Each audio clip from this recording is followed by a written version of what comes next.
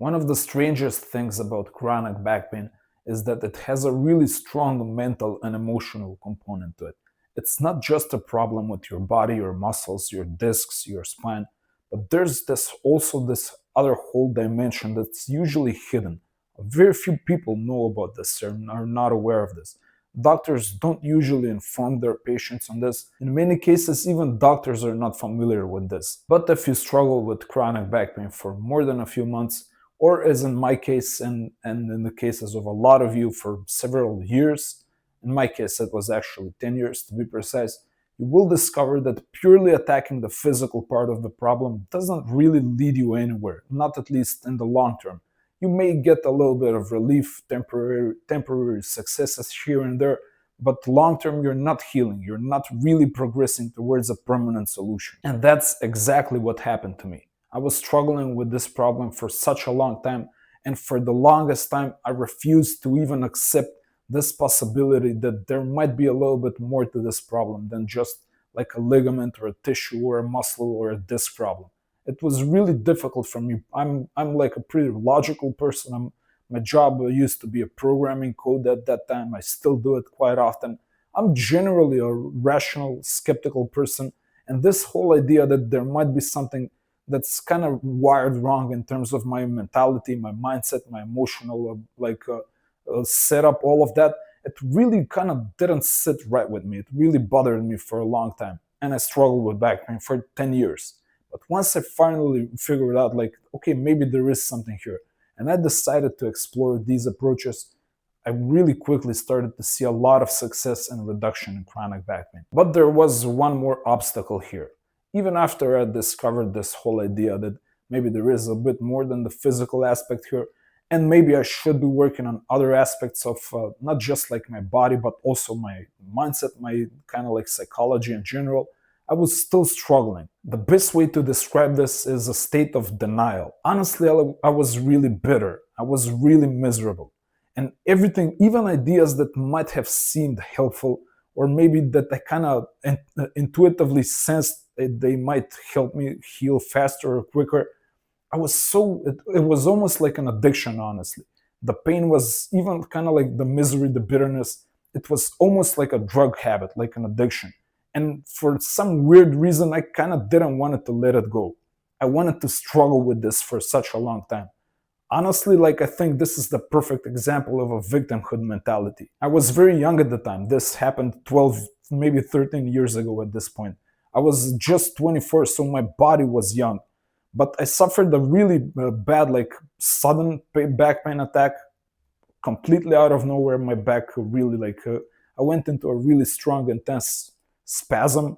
I didn't work out that day. I didn't lift anything heavy. I didn't really do anything physical to cause the back pain attack. And still I got it like completely out of nowhere. I was just kind of like struck by lightning.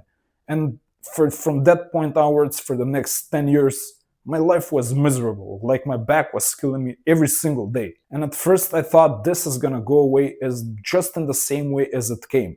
I thought the pain onset was really sudden, so it's just gonna go away in a matter of maybe a few days or a few weeks at the most. But when that didn't happen for the first few days and weeks even, I was slowly starting to realize that this is gonna be a problem that I'm gonna have to, first of all, like suffer, and then I'm gonna have to deal with it. And that made me really miserable, really bitter. I didn't, in my mind at least, I didn't deserve this. Like, I was a fairly healthy individual. I didn't do like anything even risky or dangerous. Like the most strenuous part I was doing was working out, and that's it. But even then, I was being really safe. I was warming up, so I didn't kind of deserve this to happen to me, and that made me really bitter and really miserable. And once I figured out, like, okay, this is not going away. This is gonna be a problem. That made me even more miserable and more bitter, and that kind of prolonged this whole like victimhood spiraling down. I kind of started to enjoy feeling miserable in a way. It's really difficult to describe, but if you kind of become aware of yourself and your thoughts and your processes, your like internal dialogue and all of that, you may come to this similar realization that I did. Like, we kind of have this addiction to pain in a lot of ways. We're not really aware of it, in most instances. But if you just do like a little bit of journaling, maybe you're gonna see all of these little ways where you kind of sabotage yourself. You're looking for ways to kind of stay in pain. And this can be really hidden. It can be really insidious because you don't see this coming. You think of yourself as like an ally to yourself, right? You think of yourself as someone who wants what's best for you. But oftentimes pain can be really tricky. It can really kind of like it can hide in your subconscious, or even better yet, in your body. That's exactly what chronic back pain is for a lot of people. It's just pain that's unprocessed, unhandled, and it gets kind of like stored in your muscles, in your tissue. That's exactly what chronic back pain is for a lot of people. And as time went by and the pain wasn't going away, I was kind of getting more and more addicted to it. I know this sounds really strange, and trust me, like it took me a long time to figure it out, precisely because it's such a weird idea. But once I kind of started honestly accepting that I might be doing this to myself a little bit. I might play a role in this, all of this like bitterness and misery and victimhood. It seems like it's amplifying the problem. Once I accepted that idea, everything started to change because I was no longer refusing the responsibility. Sure, maybe I wasn't at fault, but I definitely had a part in this. It was obvious at this point that this is not just a purely physical injury. There is something more here.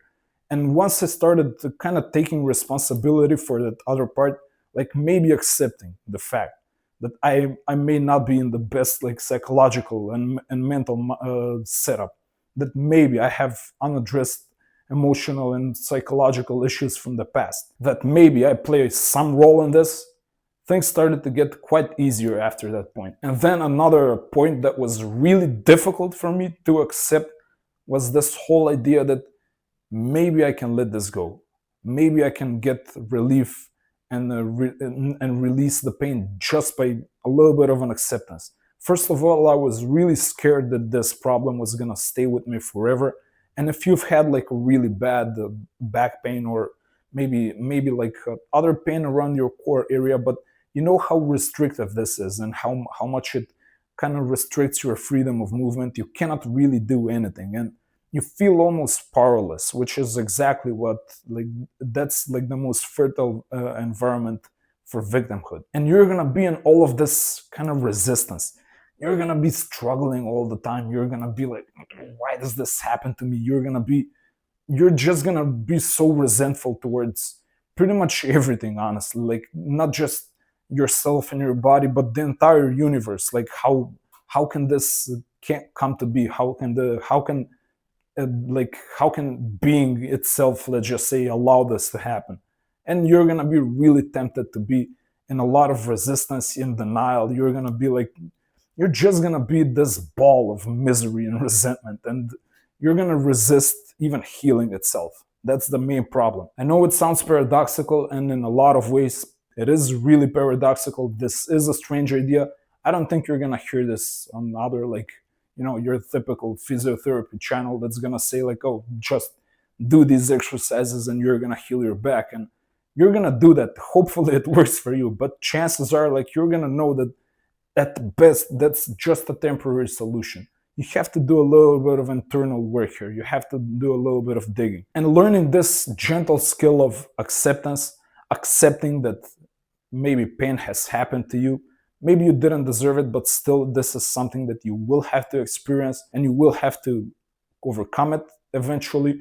You're gonna have to accept that, okay, I have an obstacle here, I have a challenge, and maybe you can even try thinking like, can I extract something out of this?